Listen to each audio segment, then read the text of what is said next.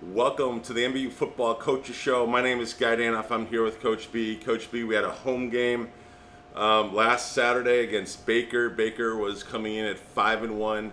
They were receiving votes. Obviously, the Spartans were coming in with a record at that time at 1-5. However, I think it caught them off guard, especially in the first quarter, as the Spartans really came out of the blocks pretty impressive, especially on your first two offensive drives. Even though one of them ended up in an interception in the red zone, however, the Spartans early looked like you guys were definitely playing very focused football. And I was wondering if we can dissect this game a little bit and get into what was so different, especially in that first quarter. Well, I don't know if necessarily anything was that different. I think when we started offensively, Cooper was doing a really good job of hitting the RPO. And, we were taking advantage of that. They were loading the box and they didn't have great leverage on our receivers. And so he was doing a really good job of making those reads, getting the ball in Gavin's hands early and our wide receivers' hands. We were able to make plays. I think that just goes back to just executing. That was something that we had talked about throughout the year, but with our RPO game, it's really important that you don't miss those reads because it's like a in-play audible, right? Right. So, when they're putting a lot of guys to the run, we've got to be able to react, and we have that RPO aspect into our offense, which is great, and we were taking advantage of it. Well, all I can say is, from our vantage point, it was just awesome seeing you literally just drive at will, particularly in those first two drives doing the RPO, because Gavin Cloud, I want to say in those first two possessions caught like 6 balls, something really crazy like that. But he was wide open. Yeah, and that's something that we want to do with all of our wideouts. But Gavin's one of those guys that we want to get involved early. Yep. He's a dynamic playmaker, but that's something we want to do again, like with our guys. Not just wide receivers, but get Tyler Watson some early touches, get our running backs into the flow of the game. Thought they did a really nice job. Unfortunately, like you mentioned, the drive stalled out when we threw the interception. Right. But we did a really good job offensively. I think it's another one of those situations where both offensively and defensively, we just got to kind of work together on things.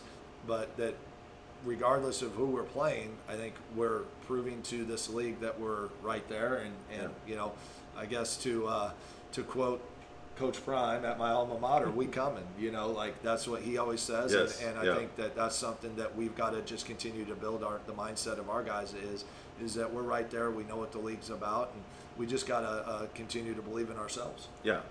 On the flip side, what we thought was interesting, Kevin, Paulus, and I, Baker wins the toss. They elect to receive. Obviously, they're feeling pretty confident. They want to put points on the board. And what was kind of tough about that first drive, even though it consumed half the quarter, you had 2 offside penalties on defense, which on that very first one, they were like either in a punt situation or if they were going to go for it, it was going to be like a 4th and 11. And that just had it just had to be frustrating knowing that your defense starting the game, you've got the stop you need. And it didn't happen once, but it happened twice. That led to first downs that eventually went down and scored and started the game 7-0. Yeah, and that was something we harped on the sideline. We harped on again on Monday in the film room those kind of errors are unacceptable. We talked on Thursday. I kind of said, hey, what do we got to do to win the game? One of the things that was brought up was get off the field on 3rd down. Right. And here on the first drive, we have them in like 3rd and 15. We get a sack, we get a 3rd and long, and then not only on that one, we didn't jump off sides, but we actually lined up off sides, right, yeah. which is just absolutely inexcusable. And then we get another stop.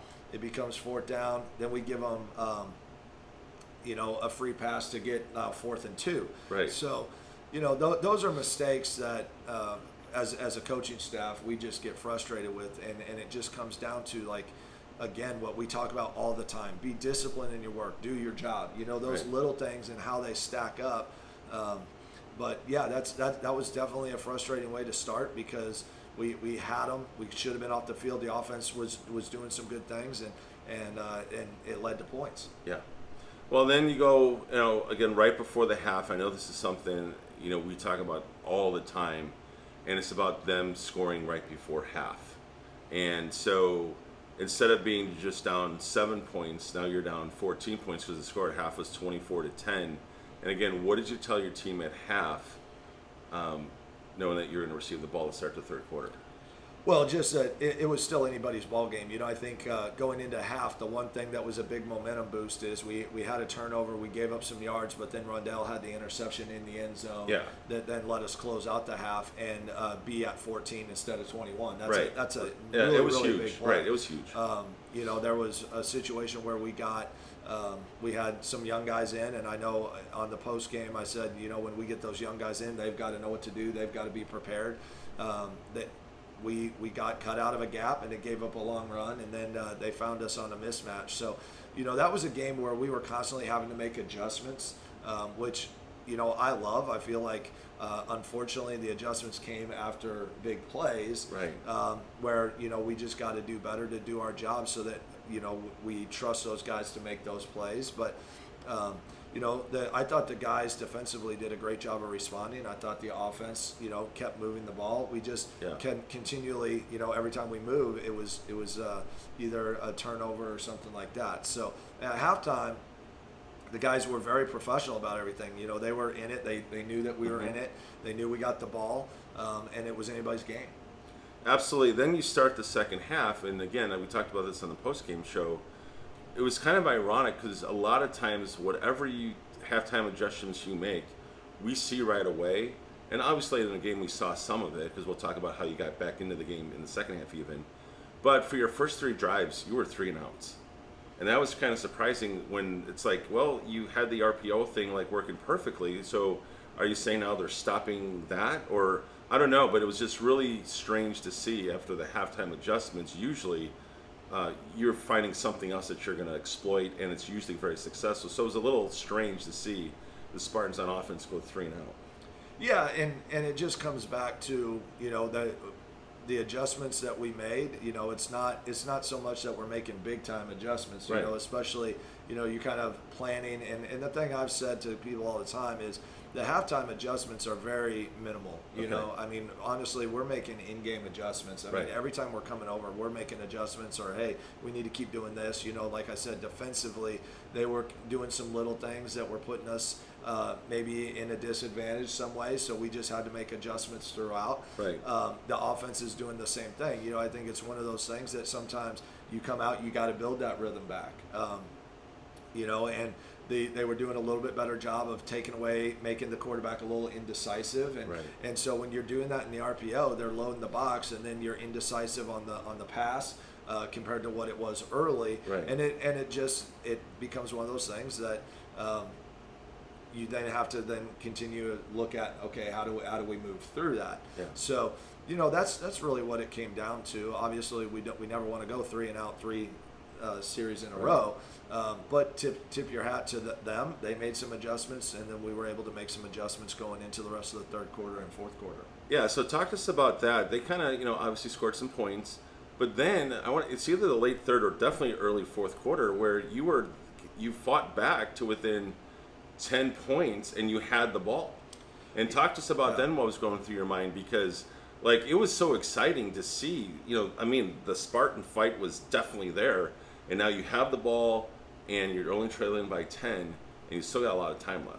Yeah, it was just one of those things that just continue to believe in yourselves, continue to do your job. That was the mindset, because, one of the things I talked to the offense about is, we can't freak out if we go 3 and out, three plays in a row. Now, obviously, that doesn't happen a lot this year with our offense. No, so correct, it is a little bit surprising when it does. But, we've got to move the chains. We just got to continue to do our job, look at ways that we can get things better. But, like I tell the offense all the time, if the offense scores on 40% of their possessions, you're going to be a pretty good offense. Right. So just keep things in mind, and keep things in perspective. So, we defensively, it was 24-14, and now late in the game, in fact, with 3.5 minutes to go, they only had 27 points. So we had only given up 3 points there in the second half.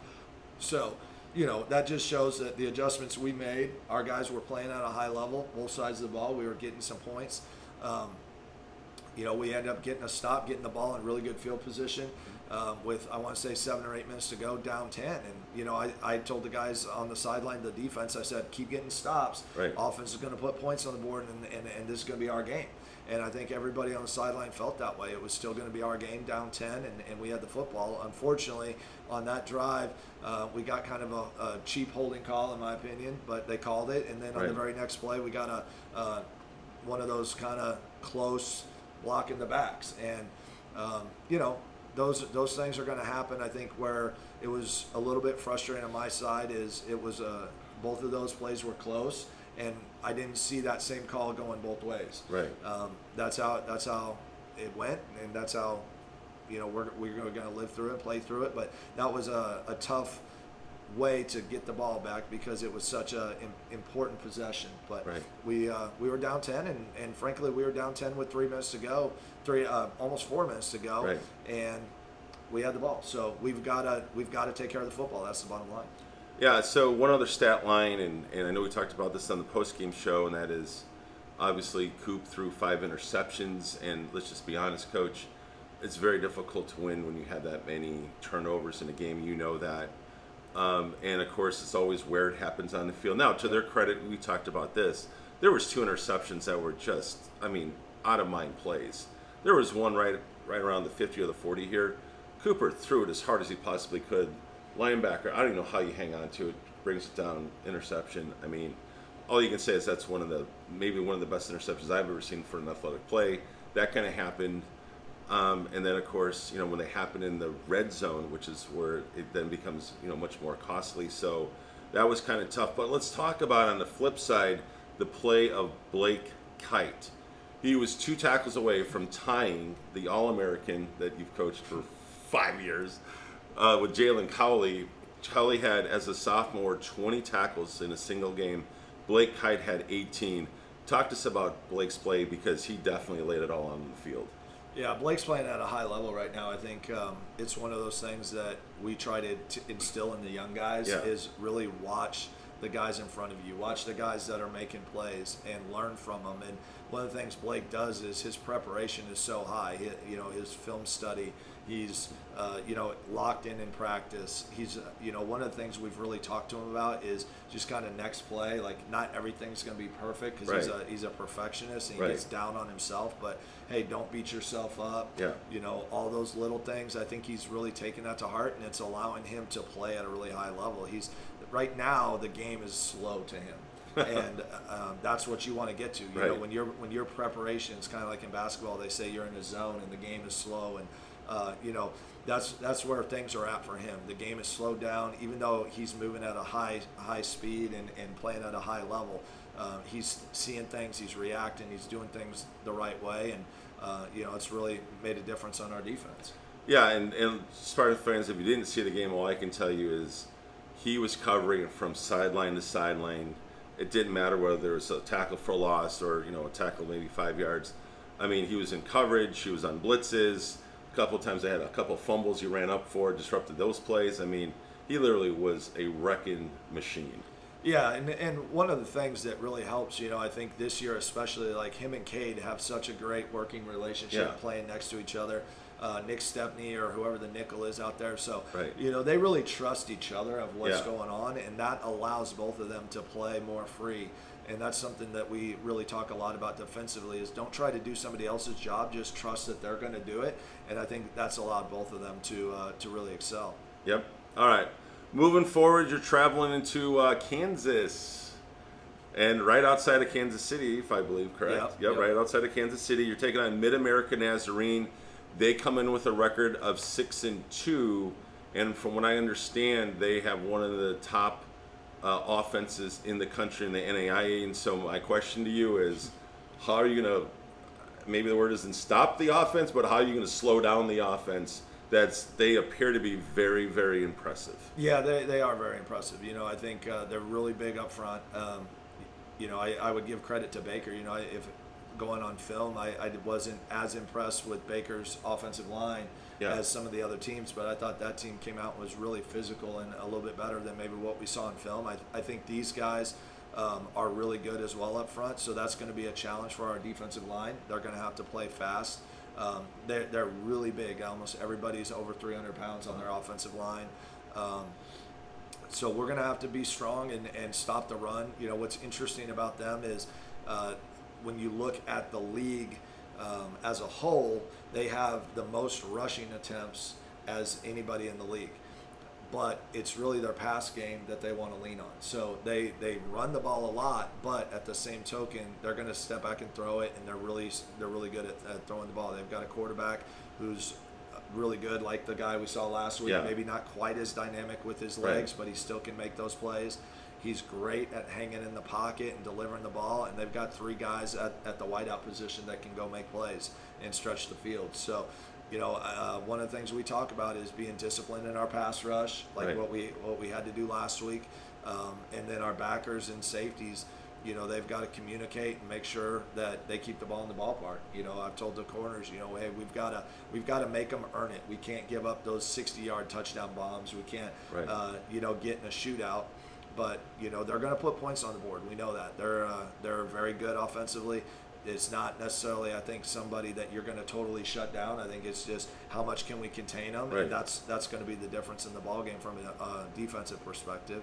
Offensively, we've played MidAmerica, or the team that we've played has always kind of been right after MidAmerica so far. So we've watched their defense a lot on film throughout the course of the year, and I think that they've got a good defense, but they're not probably the strength of their team is offense. Sure. So I think offensively there's some opportunity there. I think there's some opportunity in the run game. They're one of the lower ranked run defenses in the league. So that bodes well against our offense. But we've got to go out and execute on both sides of the ball, and ultimately we've got to take care of the ball. It's one of those things that's been us throughout the course of the year, whether it was special teams, we've been better there, but then the couple of weeks we've been better on special teams, we've turned the ball over with the quarterbacks. So, both Jordan and Coop have got to be on their game.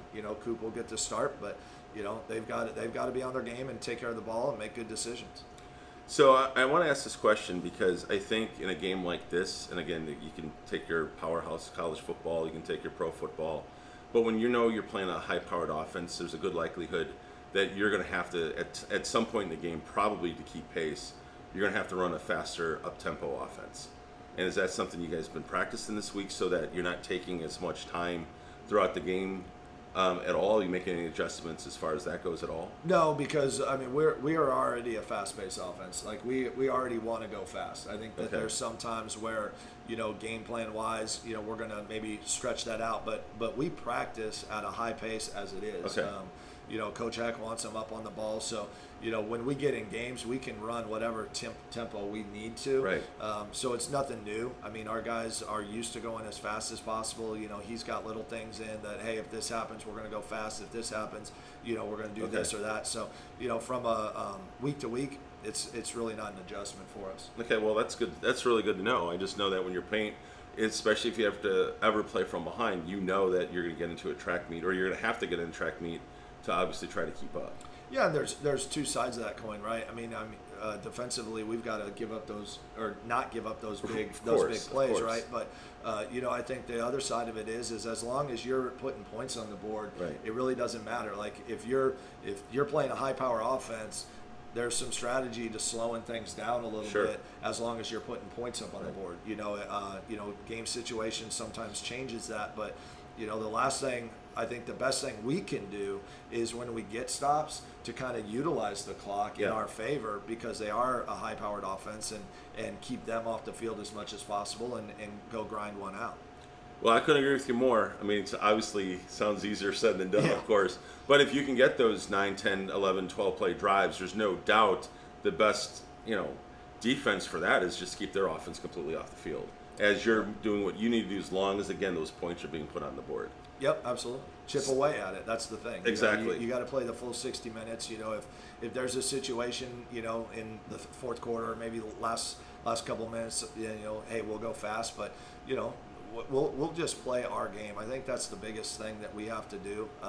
I believe that week in and week out. We talk a lot about it early in the season, but that's something we carry through is, defensively, offensively, we're not going to go and be somebody that we're not. We know what our guys do well. We know what they have confidence in. And the best thing that we can do for them is let them play fast, let them do things that they have confidence in. And that's something that we really strive to do for them. All right, Spartan fans, we are wrapping up the season. The team is traveling tomorrow, obviously, to right outside of Kansas City, Kansas, as they take on MidAmerica Nazarene. You can catch it all right on the Spartan Digital Network. And then over the next 2 weeks, we'll be at home. So with 1 o'clock start, so that should be a lot of fun as the team gets to finish at home right here at Spartan Field. Coach, we want to wish you all the best, obviously, tomorrow as you go battle MidAmerica Nazarene. And obviously, cannot wait till you're back home. We love our home games. I mean, the game day experience is so much fun here. So with that, for Coach B, I'm Guy Danhoff. We want to thank you for watching all right here on the Spartan Digital Network.